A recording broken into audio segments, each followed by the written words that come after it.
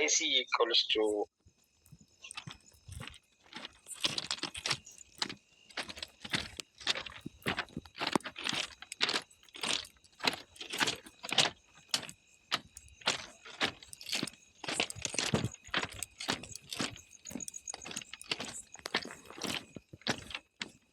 ఇక్కడ మనకి water content liquid limit, water content plastic limit.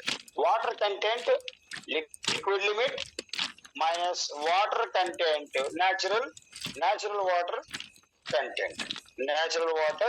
Content. WN అనేది natural water content.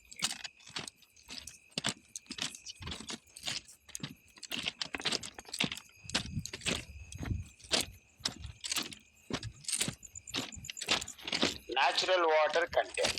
So consistency of soil equals to, so consistency of index IC equals to WL minus WN by WL minus WP. So WL minus WP equals to plastic index, plasticity index PI equals to plasticity index.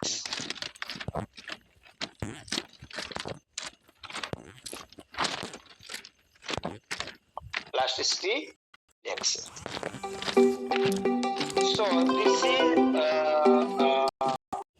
written as WL minus WN by PI, plastic index, plasticity index PI, sorry IP అంటే PI కాదు, IP, plasticity index IP.